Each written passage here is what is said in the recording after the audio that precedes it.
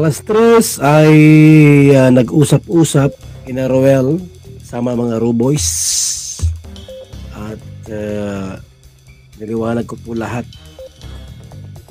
mga kaibigan at okay na po, no? Nawaan na po nila yung ating plano na ihiwalay na po ang Rochelle sa Kalingap. And syempre po walang ibang leader na tatayo. Walang ibang tatayo pong leader dyan sa Rochelle's community kundi si Roel of Malalag. May mga subordinate, may mga ala-alalay, may mga kasakasama po diyan. Diyan sila Alex Librada, sila Kuya Regan, nandyan po sila. Andyan si Alpi TV, Jan Rivera Official, Marius Vlog, Kalingap Victor, BG Scheme at ibang mga kasama, mga kapatid ni Roel of Malalag. Hindi kasama hindi kasama sa team si Daddy Donut. Hindi kasama yan.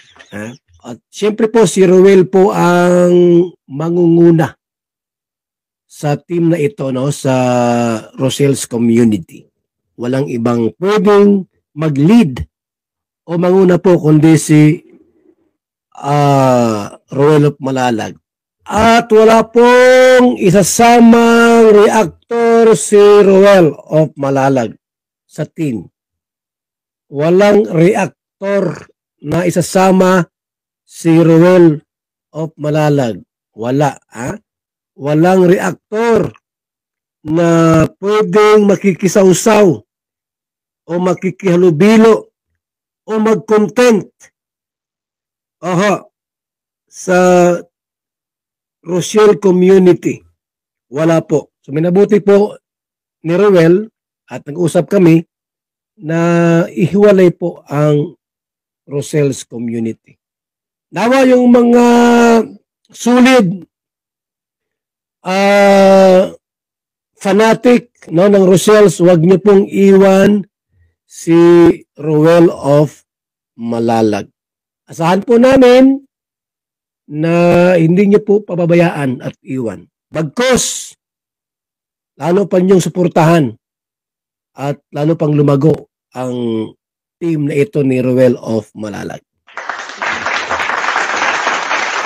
Labis kaming nagpasalamat po sapagkat within Kalingap mayroong lumabas na grupo itong Rochelle's community. At kung may mga problema po, anytime sabi ko pwedeng lumapit sa atin, magpatulong, pwede po. Pag mayroong mga mabalahura sa kanila, bubuldusin po namin.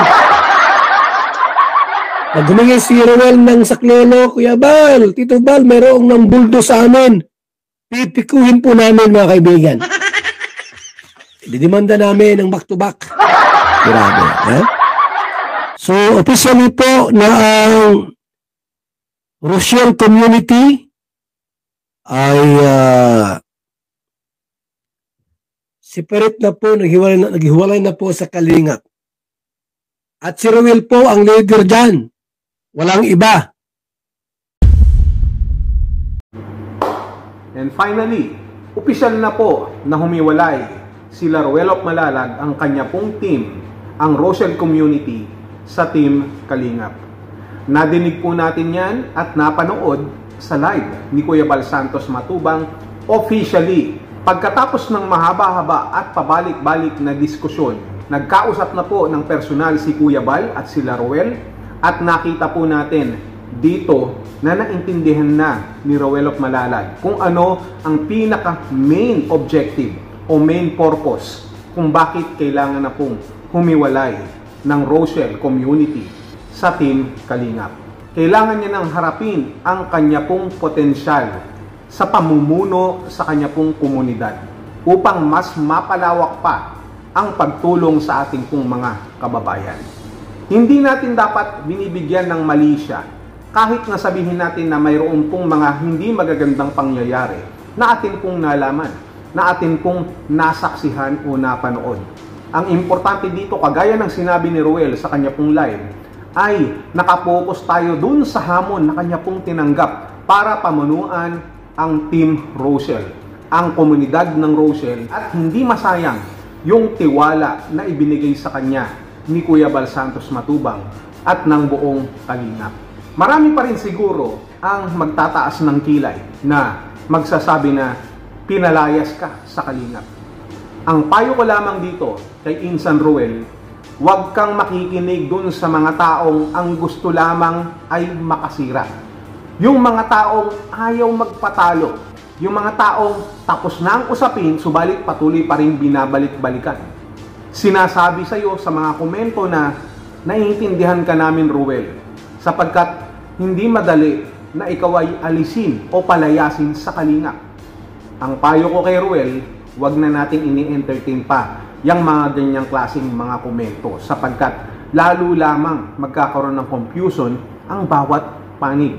Nandito na tayo ngayon at natuldukan na ang lahat ng issue at kailangan ng harapin ng ating pinsan na si Ruel Malalag ang kanyang bagong hamon sa kanyang buhay. Dito kay Ruel, makakaasa ka na nandoon pa rin ang suporta ni Kuya Bal Santos Matubang ng Team Kalingap at ganun din naman sa iyong abang lingkod, ang iyong pinsan na si Direk Noelsa. Para naman dito sa ating pong mga kasamahan sa Kalingap, wag po kayong sumama ang loob kay Ruel.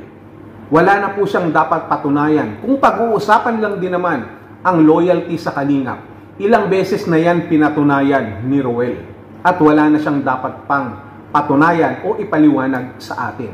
Ang kanilang paghiwalay sa Kalingap ng komunidad ng Rochelle ay para sa mas magandang layunin na hindi lamang ang Kalingap ang magbe-benefit, kung hindi yung mas marami pang mga kababayan natin na kailangan po ng tulong.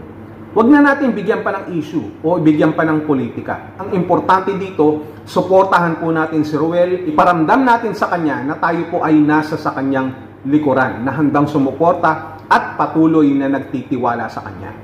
Sa mga Kalingap na masama ang loob, huwag po natin i-unsubscribe si Ruel Malalag.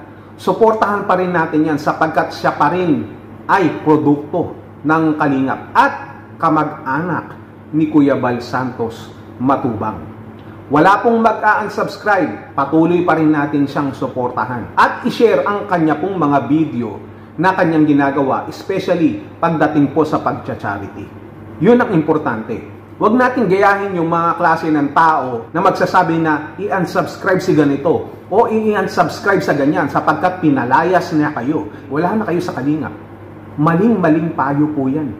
Maling-mali. Nakakalimutan natin magpakatao dahil sa iniisip mo na galit mo o sama ng loob mo. Samantalang yung mismong ipinagtatanggol mo, naiintindihan na ang bawat punto na gustong mangyari ni Kuya Bal at ng Kalingap. And who are we to question everything wherein hindi naman talaga tayo ang totoong apektado?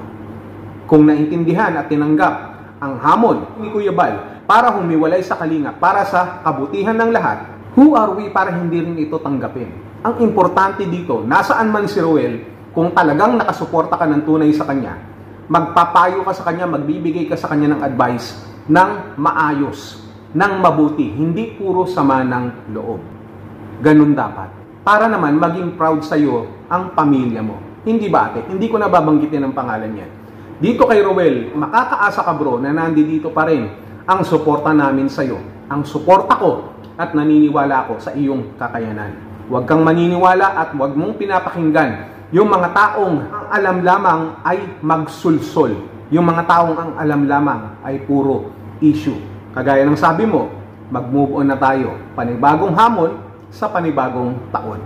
Kahit wala ka na sa Kalingap, mananatili at mananatili ang iyong naiambag na inspirasyon sa buhay ng bawat isa sa Kalingap.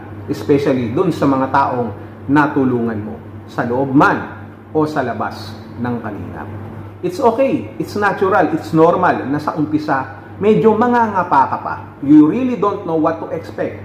But ang pinaka-importante dito, yung pagtitiwala, una't higit sa lahat, sa taas at pagtitiwala doon sa mga taong nagmamahal sa iyo na ang lahat ng ito ay iyong kakayanin. Patuloy kang manindigan sa kung ano ang tama. Wala naman akong gusto pang sabihin kay Insan Ruel. Ang gusto ko lang ma-assure sa kanya yung aking suporta. Yung kagaya ng suporta na ibinibigay ni Kuya Bal ng Team Kalingap sa kanya. Ang payo ko na lamang doon sa kanyang mga kasamahan, sa Raw Boys at sa iba pa, wag na natin bigyan pa ng sakit ng ulo si Ruel of Malalag, si Insan Ruel, si Dodong Ruel.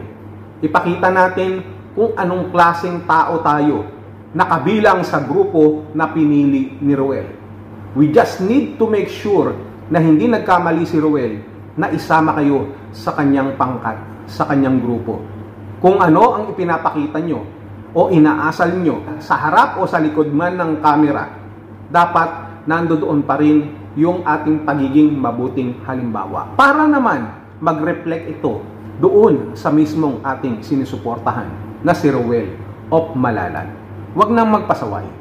Please, please lang, panibagong buhay. Magbagong buhay na tayo. Kasabay ng pagpapalit ng taon at pagdating ng bagong taon. Yan. Kaya para dito kay Insan Ruel, God bless at naniniwala kami na malayo pa ang mararating mo sa panibagong hamon na ito sa iyong buhay.